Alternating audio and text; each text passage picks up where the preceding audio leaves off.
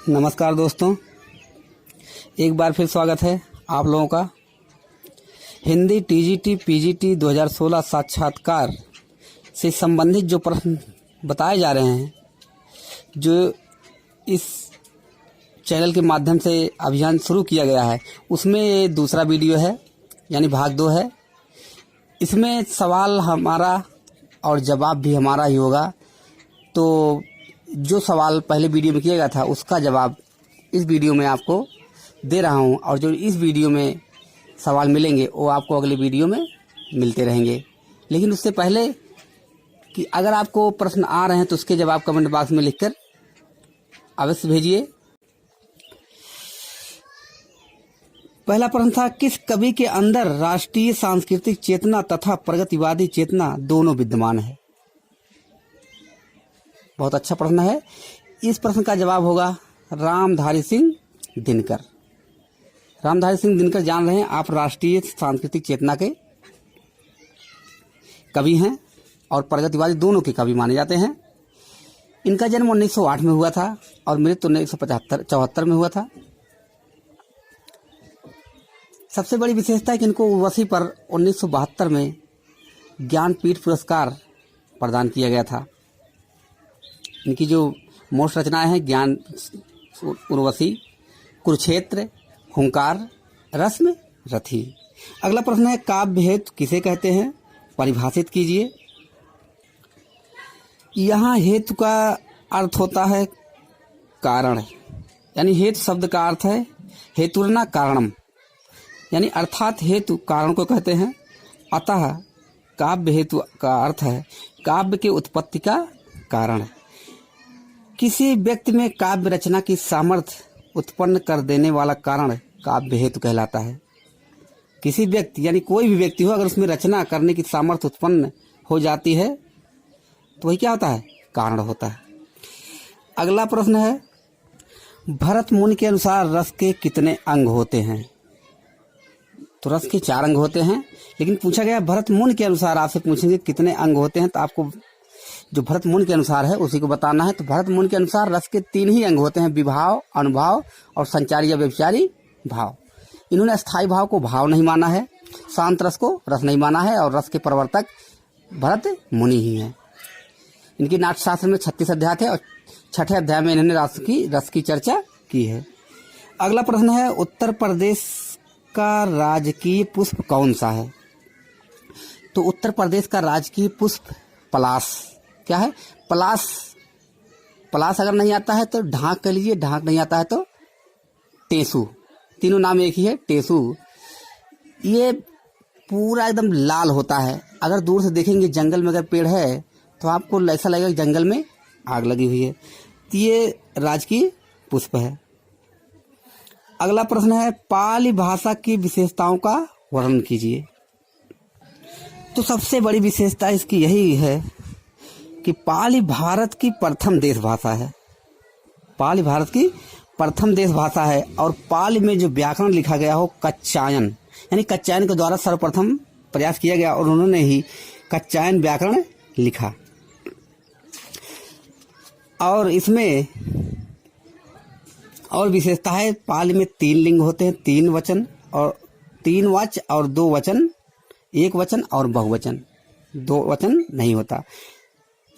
पाली हलंत रहित होता है। सबसे बड़ी विशेषता इसमें हलंत ही नहीं होता, हलंत नहीं होता है। अगला प्रश्न है, देवनागरी लिपि का नाम देवनागरी कैसे पड़ा? तो देवनागरी लिपि जो हमारी है वो ब्राह्मी के उत्तरी शैली से निकली हुई। ब्राह्मी की 2 शैलियां हैं, दक्षिणी है और उत्तरी। तो उत्तरी शैली से हमारी देवनागरी लिपि निकली हुई है। अब इसमें विद्वानों के अनेक मत हैं। अगर आपसे पूछा जाए तो बताइए कैसे वर्णन करना है, तो आपको बता देना है कि इसमें अनेक मत है। कुछ का मत है कि नगरों में प्रचलित होने के कारण इसका नाम देवनागरी नाम पड़ा। फिर इसके बाद पाटिल को नागर और चंद्रगुप्त को देव कहने के कारण देवनागरी का नामकरण हुआ। और कुछ लोग कहते हैं कि गुजरात के ब्राह्मण के नाम पर ही देवनागरी नाम पड़ा। अगला प्रश्न है, किस युग को साहित्यिक खड़ी बोली का स्वर्ण युग कहा जाता है? तो ध्यान से देखिए क्या पूछ रहा है, साहित्यिक खड़ी बोली का स्वर्ण युग किस युग को कहा जाता है। तो आपको वहाँ ध्यान से बताना है, जल्दबाजी कोई नहीं करना है कि हिंदी साहित्य का स्वर्ण युग भक्तिकाल को कहा जाता है। तो यहाँ बताना नहीं है, यहाँ पूछा गया साहित्यिक खड़ी बोली का। तो हिंदी साहित्य का खड़ी बोली का, हिंदी साहित्य का स्वर्ण युग भक्तिकाल को कहा जाता है, लेकिन साहित्यिक खड़ी बोली का स्वर्ण युग छायावाद को कहा जाता है, क्योंकि इसमें सबसे ज्यादा रचनाएं खड़ी बोली में हुई हैं। अगला प्रश्न है, किस महिला लेखिका को सबसे पहले साहित्य अकादमी पुरस्कार दिया गया। तो सबसे पहले जो है दिया गया है कृष्णा सोबती को 1980 में, सबसे पहले महिला के रूप में इन्हीं को मिला है। इनकी रचना का नाम है जिंदगी नामा, जो एक उपन्यास है, जो हाल ही में इनकी मृत्यु हो गई है। अगला प्रश्न है, पहला विश्व हिंदी सम्मेलन किस समिति के तत्वाधान में हुआ। इसको देख लेना है, पहला विश्व हिंदी सम्मेलन किस समिति के तत्वाधान में हुआ।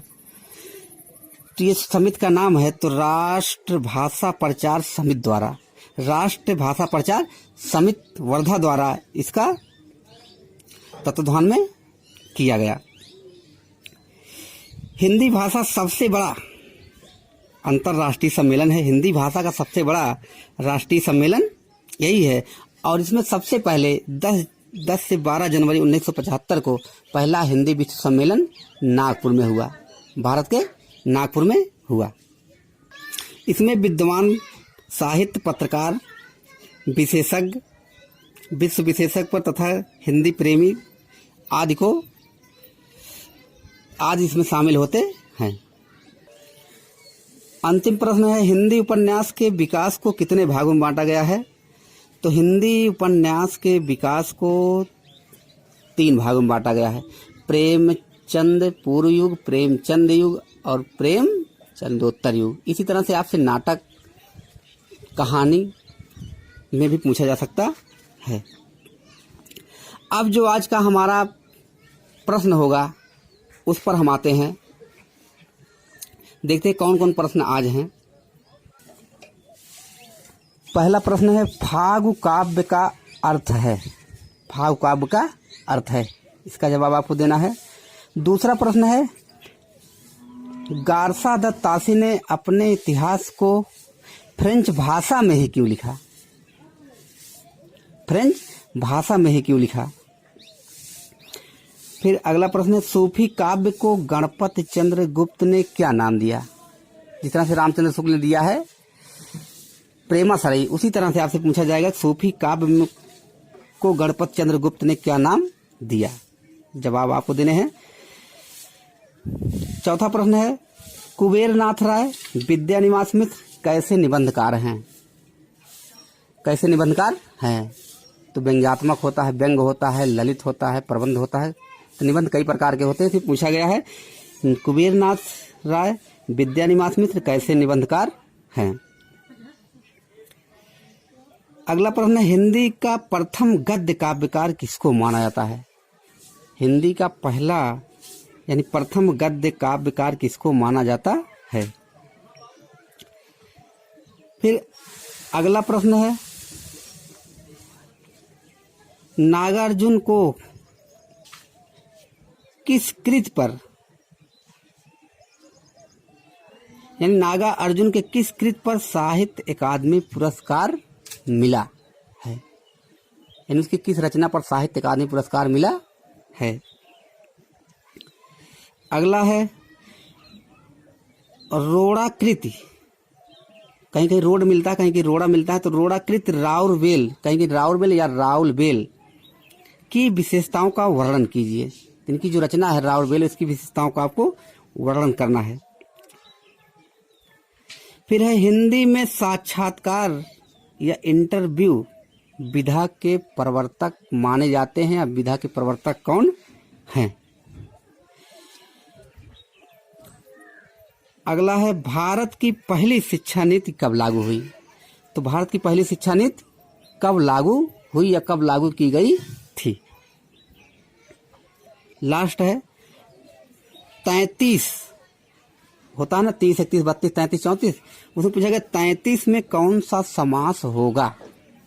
आपको ये 10 सवाल के जवाब कमेंट बॉक्स में लिखकर देने हैं।